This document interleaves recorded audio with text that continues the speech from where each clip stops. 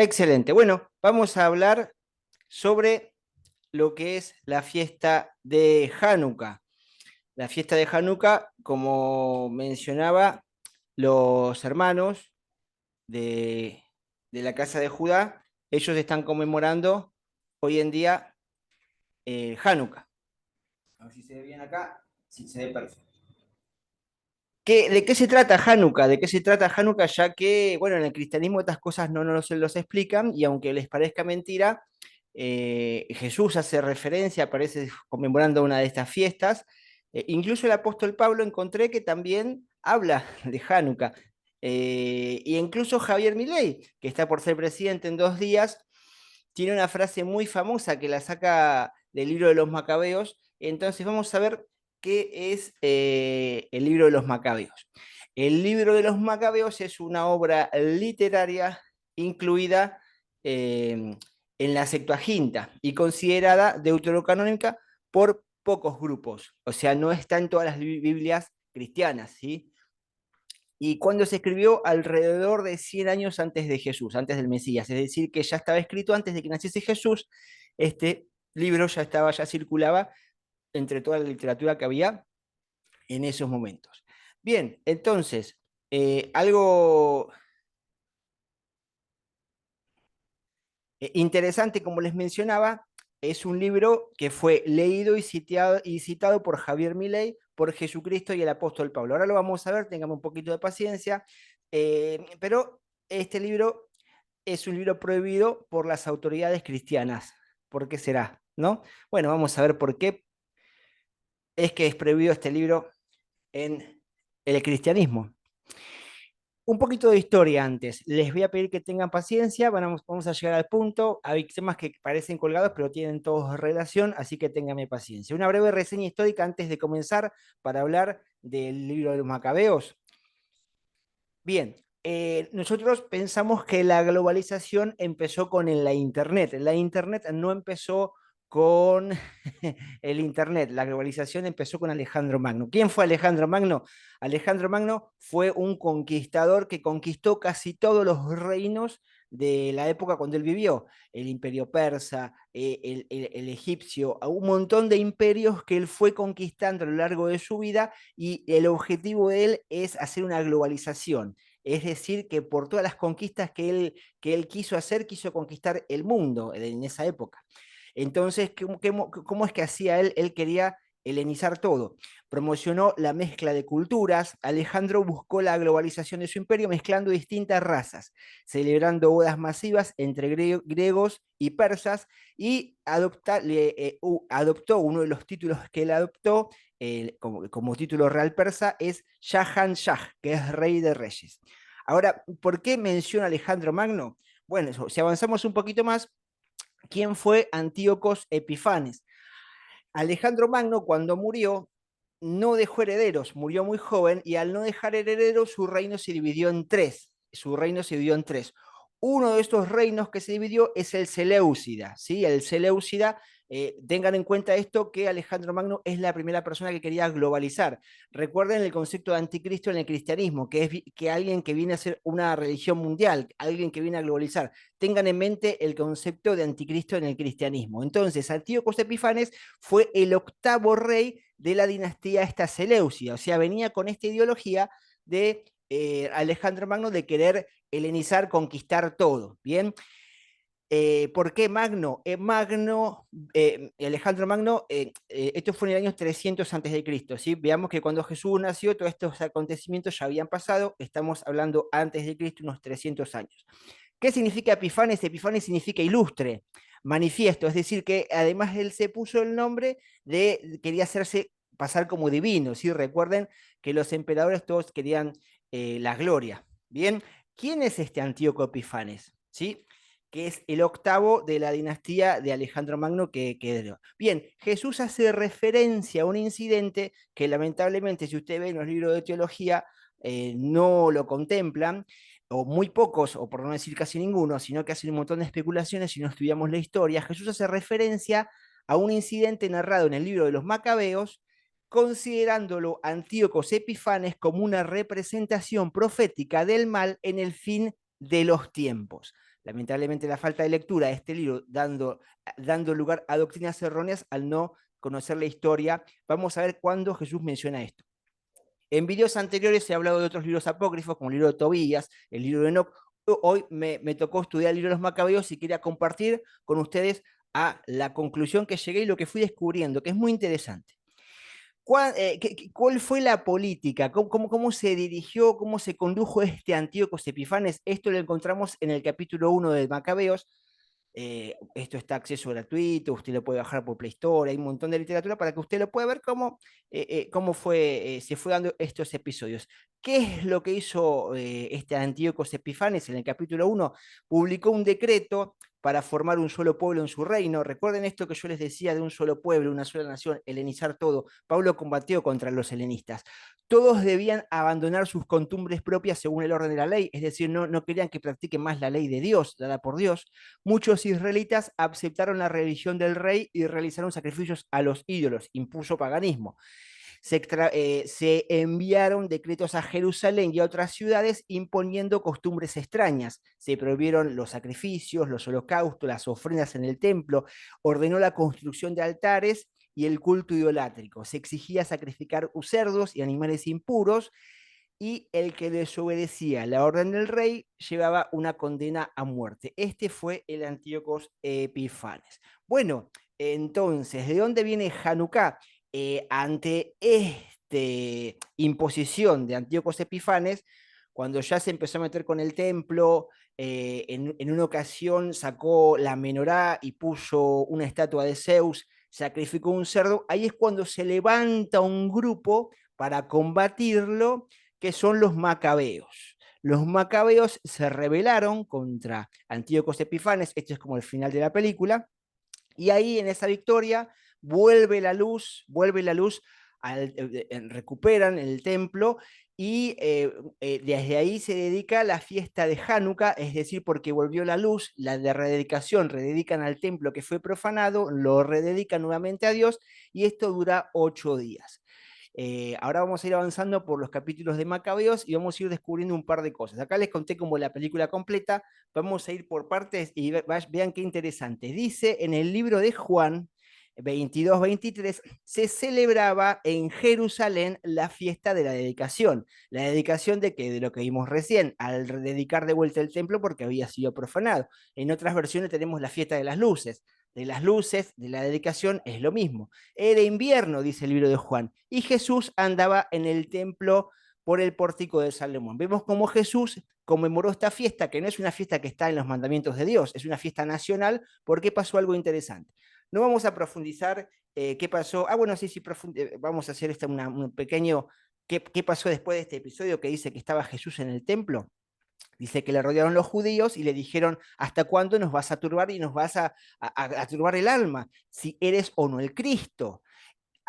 Dínoslo abiertamente. Y Jesús les respondió, os lo he dicho y no lo creéis. Las obras que yo hago en mi nombre de mi Padre, ellas dan testimonio de mí. O sea, en resumidas cuentas, lo que le estaba diciendo Jesús en clave es, miren, estamos celebrando la fiesta de las luces, yo soy la luz del mundo, se los estoy diciendo y no me están reconociendo. Bueno, esto es un paréntesis para que vean cómo tiene todo un contexto cuando lo vemos de la forma histórica. Pero volvemos al libro de los Macabeos, porque quiero mostrarte algunas otras cosas más. Esto está claro, que Jesús es la luz del mundo. Esto está claro. Perfecto. Bien, Mateo 24:15, del 15 al 39. Acá es cuando Jesús habla de este Antíoco Epifanes, que en el cristianismo no se entiende. Dice, por tanto, dice la Biblia, sí, Mateo, cuando veáis en el lugar santo la abominación desoladora, de la que habló el profeta Daniel, el que le entienda, entonces los que estén en Judea huyan a los montes, el que esté en la azotea no descienda a tomar algo de su casa, y lo que esté en el campo no vuelva para atrás a tomar su capa. Mas hay de las que estén en cinta y de las que críen en aquellos días. ¿Vieron lo que estaba pasando con las que criaban, las cosas que le hacían? Que vuestro día no sea en invierno ni en día de reposo, porque habrá entonces una gran tribulación, cual no habrá habido desde los tiempos del principio del mundo, ni la habrá, ni ahora, ni la habrá. Es decir, lo que pasó fue un antecedente, esto que pasó con Antíoco Epifanes y Yeshua. Jesús está diciendo que es un precedente de lo que va a pasar a futuro.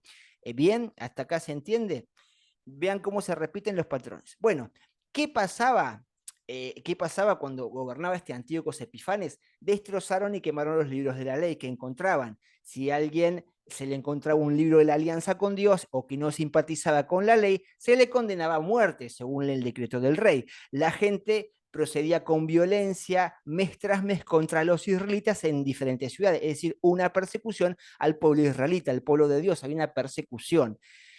En el día 25 de cada mes se ofrecían sacrificios en el altar pagano sobre el altar de los holocaustos. Así que cuando sale Navidad, 25 de diciembre, sabe que Jesús no nació el 25 de diciembre, porque dice la Biblia que mejor es el día de la muerte que el nacimiento. Para el mundo hebreo, el que venía Jesús, es mejor el día cuando uno muere que cuando uno nace. Porque cuando uno nace, uno no sabe qué va a ser de su vida. Cuando uno muere, uno cumple el propósito. Eso se deja para otro video, es una pequeña perlita que les doy. Avancemos con este tema. Entonces, según el decreto, mataron a mujeres que circuncidan a sus hijos junto a los niños. Esto lo dice en el libro de Macabeos, ¿sí? Primera de Macabeos 1 del 56 al 59. A pesar de las calamidades, muchos israelitas se negaron a comer animales impuros y prefirieron morir antes que profanarse comiendo tales alimentos impuros y violar la alianza. Esto en hebreo se llama Kiddush Hashem, que es santificar el nombre de Dios por su causa. En el libro del Salmo dice, estimada es a los ojos del Eterno la muerte de sus santos. Y esto es morir por la causa de Dios. Bueno, quería hacer un énfasis en 1 Macabeos, que estamos en el capítulo 1, vamos a ir avanzando. Versículo 64, miren lo que es el versículo 64 de 1 Macabeos. Fueron días de terrible calamidad para Israel. Episodio de Antíocos Epifanes, Jesús dice que en los posteriores días va a ser así. Fíjense cómo termina el versículo 64. Fueron días terribles, calamidades para Israel. ¿Qué dice Joel 2:31? El sol se convertirá en tinieblas y la luna en sangre antes de que venga el día del Señor grande y temible. Malaquías 4:5. He aquí, yo os envío al profeta Elías antes de que venga el día de Jehová grande y terrible. Se repiten estas palabras. Tenga en cuenta estos versículos, lo vamos a conectar más adelante porque, bueno, no me quiero adelantar, pero tenga en cuenta estas cosas que se van. Bien, Macabeos capítulo 2, estamos en el capítulo 1, Macabeos capítulo 2, del 1 al 42, hice la tarea, mi hermano, estudié el libro de Macabeos. Estos que se levantan contra Antíocos Epifanes son Matatías y después su hijo Judas Macabeo, la familia Macabeo. Matatías y sus hijos resisten la opresión del rey. Esto era el capítulo 2. Rechazan renegar a su creencia, a su religión. Se rebelan contra las injusticias en Judea, liderando una lucha para preservar la ley, celosos de la ley. Cuando Jesús entra al templo, dice, mi alma me consume en celo. Él tenía un celo por defender la causa de Dios, la ley. Estaban llenos de celo por la ley, el versículo 26 lo voy a leer literal como dice el libro de Macabeo, estaban llenos del celo por la ley, como Finés contra Simri, ¿sí? Finés Espinjas, hijo de Salú. Enseguida gritó Matatías en voz al cuello y en la ciudad, todo aquel que tenga celo por la ley y quiera ser fiel a la alianza de Dios, que me siga. Él y sus hijos huyeron a las montañas, dejando en la ciudad todo lo que tenían. Versículo 29, por esa época muchos que querían llevar una vida recta, de acuerdo con la ley, iban a vivir en el desierto con sus hijos y mujeres y sus animales, por la situación se había hecho intolerable. Fíjense qué interesante porque el primo de Jesús, Juan el Bautista, se crió en el desierto. Los que querían vivir una vida piadosa iban al desierto, de ahí vienen los esenios, pero bueno, eso es un tema para otro video, pero cómo se cumple esto de que huían a las montañas. Macabeos 2, del versículo 49 al 68. Presten atención, hermano, porque acá viene cuando le digo que Pablo habló del libro de los Macabeos, que nunca lo pudimos ver, pero lo vamos a conectar. Estamos hablando de que la familia macabea se levantó para defender la ley contra las injusticias de este rey pagano. Fíjense cómo le alienta Matatías Macabeos, cómo lo alienta al pueblo, y fíjense que es un parafraseo tal cual de lo que dice Pablo, incluso utiliza los mismos personajes. Se los voy a leer así, literalmente, como dice el libro de los Macabeos, y después vamos a leer el apóstol Pablo. Macabeos 2:49 dice, pero Matatías llegó la hora de morir, y entonces le dijo a sus hijos, la insolencia y los insultos están reinando, o sea, estamos en un tiempo de calamidades y terribles castigos. Pero ustedes, hijos míos, tengan el celo por la ley y sacrifiquen sus vidas por la alianza que Dios hizo con nuestros antepasados. Acuérdense de lo que ellos hicieron en su tiempo y obtendrán gran honor y fama inmortal. Fíjense lo que está diciendo acá y lo que va a decir a continuación y cómo es un calco de lo que dice Pablo, que lo parafrasea, o sea que conocía como Jesús el libro de los Macabeos. Fíjense esto, acuérdense de lo que hicieron en su tiempo, o sea, de los patriarcas, de todos los protagonistas de la Biblia, y obtendrán honor y fama.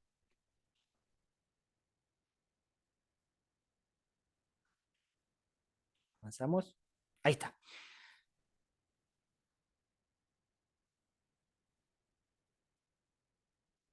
Perfecto. Entonces, ¿qué es lo que dice Pablo?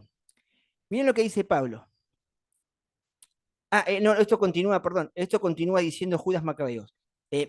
Matatías, perdón, dice, el versículo 52, Dios puso a prueba a Abraham, lo encontró fiel y lo aceptó como justo. En medio de su situación adversa, José cumplió los mandamientos y llegó a ser señor de Egipto. Finés, Pinjas, nuestro antepasado, logró gran celo y recibió la promesa de un sacerdocio eterno, ¿no? Sabemos que por ese acto de valentía que hizo de matar al Madianita. Josué cumplió su misión y fue caudillo de Israel. Caleb dijo la verdad delante del pueblo, los 10 espías, y pudo entrar a tomar posesión del país. David fue un hombre piadoso y recibió como herencia eterna el trono real. Elías estuvo lleno del celo por la ley y fue llevado al cielo. Elías, ley, cielo. Ananías, Azarías y Misael, esto es Sadak, Besac y Abelnego, tuvieron fe y se levantaron del fuego. Daniel fue un hombre íntegro y escapó de ser devorado de leones. Está hablando de todos los héroes de la fe. ¿Le suena, hermano, héroes de la fe? Pablo, bueno, lamentablemente no quiero romper su becerro de oro, pero ninguno de los héroes de la fe eran cristianos. Bien, Hebreos 11, miren lo que dice Jesús, pues la fe es la certeza de lo que se espera, la convicción de lo que no se ve, versículo 2, pues por ella alcanzaron buen testimonio los antiguos. ¿Qué decía Macabeo recién? Honor y fama. Es decir, diste tu vida por el Eterno y Él te recompensó. Por la fe Abraham siendo llamado, esto ya lo dice Pablo, Hebreos 11, por la fe Abraham siendo llamado, obedeció para salir del lugar que había de recibir como herencia y salió sin saber a dónde iba. Por la fe habitó como extranjero en la tierra prometida, como en tierra ajena, morando en tiendas con Isaac, Jacob, coherederos de la misma promesa. Bien. Por la fe, Abel ofreció a Dios más excelente sacrificio que Caín, por lo cual alcanzó testimonio de que era justo, dando a Dios testimonio de sus ofrendas, y muerto aún habla por ella, muerto habla por ella, morir fama, buen testimonio, honor y fama inmortal. Es muy largo el libro de 11 de Hebreos, así que yo puse unos fragmentos que repiten los protagonistas que está hablando acá Matatías en Macabeos. Interesante, ¿no? Y estamos en el capítulo 2 de Macabeos, falta el 3, 4 y 5. No sé si vamos a llegar. Por la fe Abraham siendo llamado obedeció para salir al lugar que había recibido como herencia. Salió sin saber a dónde iba. Esto lo dijimos hace un ratito. 21. Por la fe Jacob al morir bendijo a José, José también lo mencionaba en Macabeos, y adoró apoyando sobre el extremo de su bordón. Bordón es el báculo, es decir que Jacob adoró postrado en su báculo. Báculo es una alusión a donde se apoya, era como una madera, se apoyó como viendo al Mesías, como sabiendo la profecía que iba a venir y el cumplimiento del Mesías. Adoró, adorar, Judá es adorar. Por la fe, José al morir mencionó la salida de los hijos de Israel y dio mandamiento acerca de sus huesos, que los llevasen con él, que lo hizo entrar a la tierra prometida Moisés. ¿Y qué más digo? Esto les resumo, ¿sí? ¿Y qué más digo? Y llegué al versículo 32 de 11 de Hebreos, porque tiempo me faltaría hablar de Gedeón, de Barak, de Sansón, de Jefté, de David, que lo mencionó Macabeo, así como de Samuel y los profetas. ¿Ven cómo cada está parafraseando cómo lo estaba alentando Matatías, cómo estaba alentando él también a la gente de la fe? Perfecto, interesante, ¿no, hermanos? Bueno, ¿avanzamos? Excelente. Entonces, primera de Macabeos, capítulo 3. Capítulo 3. Y acá vimos capítulo 1, capítulo 2, capítulo 3. Y Javier Milei. Acá entra Javier Milei, hermano. Javier Milei, escuchen. El versículo 3 de Macabeo dice, entonces Judas Macabeo ocupó el lugar de su padre. Bien, o sea, Judas Macabeo es el hijo de Matatías. Dice así, le estoy leyendo textual como dice Macabeos 3. Todos sus hermanos y los partidarios de su padre lo apoyaron y se entregaron con entusiasmo para luchar por Israel, por esa causa. Judas Macabeo, Judas extendió la fama de su pueblo como un gigante. Se protegió con coraje y se armó para la guerra. Dio batalla tras batalla y con su espada protegió su ejército y por sus hazañas pareció un león. Javier Milei, león, parece mucha casualidad, es en este mismo capítulo 3 de Macabeos está la frase que citaba Milei. Miren, miren, dice, primera Macabeos 3, dice, fíjense, le voy a leer el episodio completo y fíjense qué interesante. En esta porción, ¿sí? Macabeos 3, 16 dice, cuando Cerón era un emperador pagano, bien que venía por Antíocos Epifanes, le rendía cuentas. El comandante del ejército de Siria se enteró de que Judas había reunido una tropa de fieles seguidores suyos dispuestos a pelear y pensó, voy a hacerme famoso, a conquistar muchos honores en el reino peleando contra Judas y los seguidores que no cumplen las órdenes del rey, es decir, peleando contra los israelitas. A él también se le unió un poderoso ejército de judíos renegados, es decir, judíos traidores, se unieron a este ministro pagano y fueron a ayudarlo para vengarse de los israelitas. Cuando Cerón llegó a la cuesta de Bet Orón, Judas le salió al encuentro con unos pocos hombres. Pero a ver esto, el ejército que venía contra ellos le dijeron a Judas, ¿cómo podemos luchar siendo tan pocos contra un ejército tan numeroso y fuerte? Además, desde ayer estamos sin comer y ya no tenemos fuerzas. Y Judas respondió, es fácil que una gran multitud caiga en poder de unos pocos, pues para Dios es lo mismo dar la victoria con muchos que con pocos. En la batalla, la victoria no depende del número de soldados, sino de las fuerzas del cielo. La famosa frase de Milei. Mira dónde estaba vinculada, ¿sí? Contra gente que estaba combatiendo contra el tío Epifanes, contra el anticristo, por así decirlo, del cristianismo. ¿Vieron, hermanos? Bueno, ¿les gusta? Seguimos, ¿eh? Estamos en el capítulo 3 de Macabeos. Ahí. Macabeos 4. Bueno, después de algunas derrotas, Judas Macabeos y sus seguidores se refugiaron en las montañas. Antíoco, el rey seleucida, este Antíoco Epifanes, del que hace alusión Jesús, eh, envía a Georgias, otro de sus ministros, con un gran ejército para destruir a Judas. Les hago un resumen de lo que dice el capítulo 4, ¿bien? Sin embargo, Judas, confiando en la ayuda divina, lidera un ataque sorpresa durante la noche y derrota a Georgias. Después de esta victoria, Judas y sus seguidores regresan a Jerusalén, purifican el templo y de ahí se conmemora la festividad de Hanukkah y vuelven a recuperar el templo después de tantas luchas, quitando la estatua de Zeus que habían puesto y volviendo a poner la menorá en su lugar. Les voy a decir así textual como dice, primera de Macabeos 4, versículo 52 en adelante, dice, el día 25 del noveno mes del año 148, se levantaron muy temprano y ofrecieron, de acuerdo a la ley, un sacrificio sobre el nuevo altar de los holocaustos que habían construido. Es decir, ya era un sacrificio apto, ¿sí? No era un sacrificio pagano en el aniversario del día en que los paganos habían profanado el altar. ¿Por qué el 25? Porque fue el día que los paganos lo habían profanado. En ese mismo sitio lo consagraron con cantos, músicas, cítaras, arpas y platillos. Todo el pueblo cayó de rodillas y se inclinó hasta el suelo para adorar a Dios y darle gracias por el éxito que les había concedido. Recuperaron el templo. Durante 8 días, dice el versículo 52, celebraron con la consagración del altar y ofrecieron con alegría holocaustos y sacrificios de reconciliación y acción de gracias. Acá están los 8 días por lo que los hermanos de la casa de Judá conmemoran Hanukkah. Entonces el versículo 41 dice, enseguida Judas dio a sus soldados la orden de atacar. Esto es muy interesante, hermano. Quizás no tiene sentido lo que leemos, pero van a ver cómo tiene mucho sentido cuando lo conectemos con Juan el Bautista. Parece que no tiene nada que ver, pero presta atención. Parece aburrido este tramo, pero léanlo porque es interesante. Dice, enseguida Judas dio a sus soldados. Tienen que hilar fino en lo que dice, ¿sí? La orden de atacar la ciudad mientras purificaban el templo, es decir, estaban purificando el templo. Escogió sacerdotes de conducta intachable y piadosa, cumplidores de la ley, porque había puesto otro tipo de sacerdocios, Antíocos, sus propios sacerdotes paganos. Entonces empezaron empezaron a purificar el templo. Escogió sacerdotes para que purificasen el templo y llevaran las piedras profanadas a un lugar no sagrado. Es decir, como el templo había sido profanado, no podían levantarlo con esas unas piedras, tenían que sacarlas. Esas piedras ya estaban profanadas, contaminadas. Estuvieron pensando qué hacer con el altar de los holocaustos que había sido profanado. Es decir, no podían volver a utilizar esas piedras porque había sido todo profanado.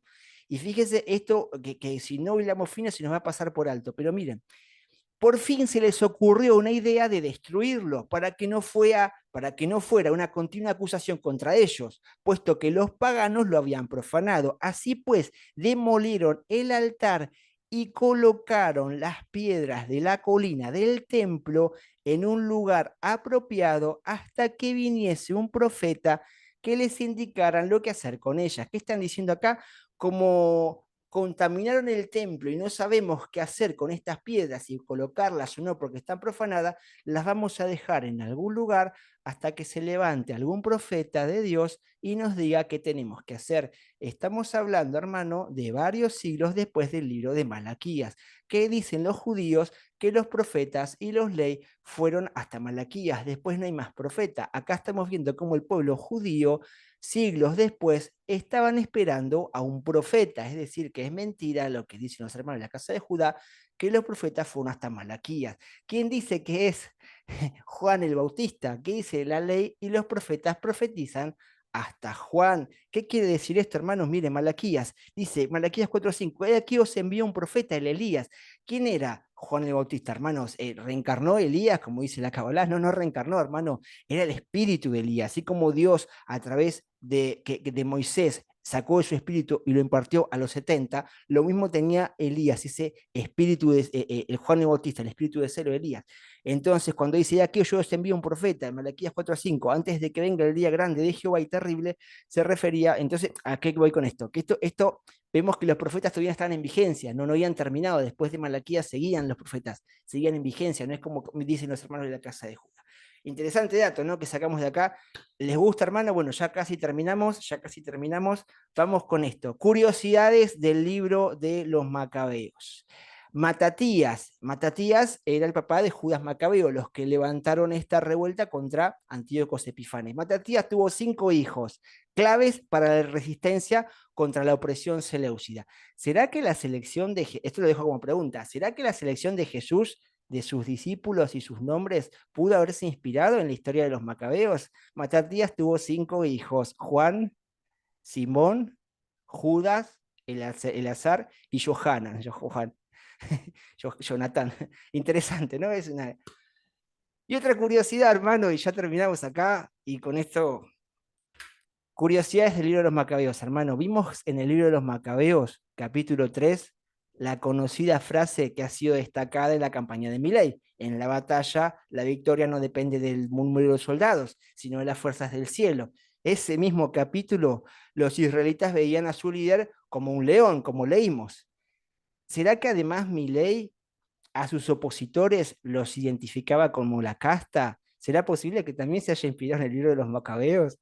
Macabeos 5, 51, 5, 61, 62, se los digo textual como lo dice la Biblia de Macabeos.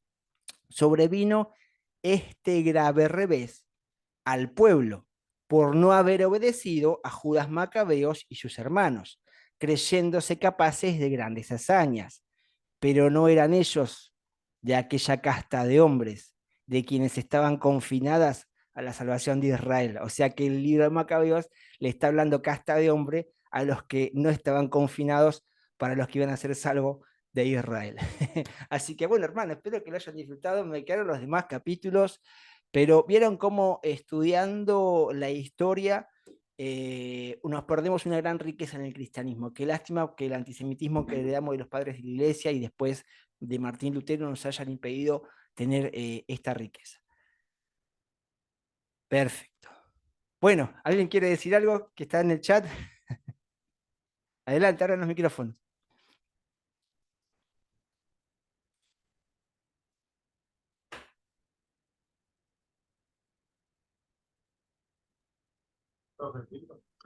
No, Shalom, Emanuel, como siempre, excelente su modo de narrar las cosas, de contarlas y de aclarar muchas cosas. La verdad que se ve que el presidente electo ha leído Torá y que tenga en conciencia que va a gobernar un pueblo con la Torá encima. Que también vimos que aquellos líderes que no gobernaron con Torá, cómo terminaron, ¿no? Pero excelente, excelente. Yo dudas no tengo, porque me pareció